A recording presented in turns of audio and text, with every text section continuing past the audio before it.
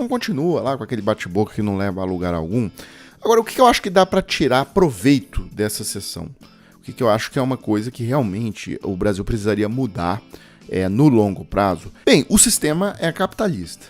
E no capitalismo há algumas empresas que são grandes demais para quebrar. Nos Estados Unidos isso tem um nome, inclusive, né? Too big to fail. E há na legislação americana uma cláusula que diz que o Senado dos Estados Unidos pode, uma vez que uma empresa grande dessas estiver em risco de falência e tal, o Senado pode fazer leniência da empresa, ele pode salvar a empresa, desde que ela seja considerada de interesse estratégico para o país. Aqui no Brasil, ao invés da gente acionar um dispositivo desse tipo, criar um dispositivo desse tipo, não, a gente demitiu mais de 5 milhões de pessoas. Essas empresas, aliás, tinham os melhores empregos, né? Empregos que pagavam 15 mil, 20 mil, e nós despejamos essas 5 milhões de pessoas para dirigir Uber e entregar iFood. Ontem eu coloquei aqui um gráfico que a Júlia do Alibi apresentou, lá no Globo News+, mostrando, o PIB do Brasil é essa linha amarela, ou seja, a gente nunca mais conseguiu retomar uma trajetória de crescimento.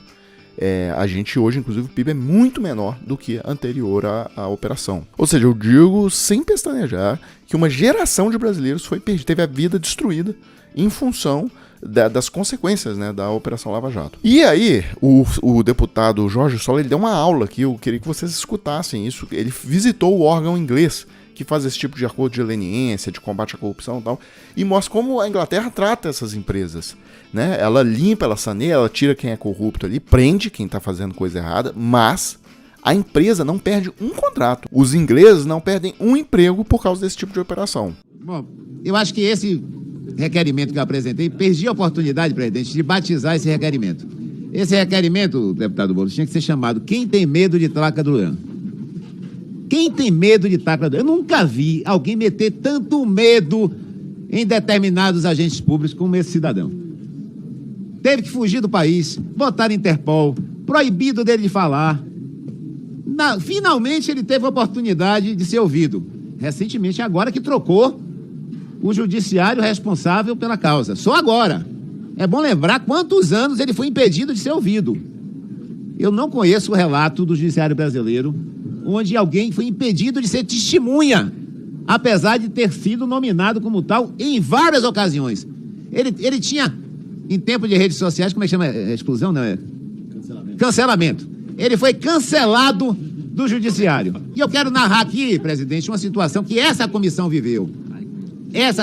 Eu participo dessa comissão desde 2015 e tive a oportunidade, no auge da Lava Jato, no tempo que esses operadores do direito que rasgaram as normas judiciárias, que rasgaram os direitos das pessoas, que destruíram a economia nacional, prosperavam, que eram endeusados, essa comissão montou uma visita técnica ao National Audit Office, que é como se fosse um TCU do Reino Unido.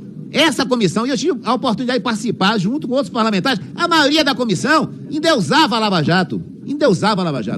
E achavam que chegando lá no NAU, iam encontrar, né, uma matriz europeia combatendo a corrupção, e dizendo, esperavam chegar lá e encontrar quem corroborasse os projetos de destruição da economia brasileira. Chegamos lá e o presidente do NAU nos recebeu e disse, antes que vocês perguntem qualquer coisa sobre como é que funciona a operação deste órgão, eu quero perguntar a vocês, parlamentares brasileiros, como é que vocês permitiram que, sob o nome de combater a corrupção, fosse destruída a economia brasileira e seus carros-chefes, fosse destruída a indústria naval, a construção civil, fosse entregue às riquezas nacionais. E ele relatou, presidenta, nós estamos há 5 anos dentro da Rolls-Royce, que é a maior automotiva daquele país.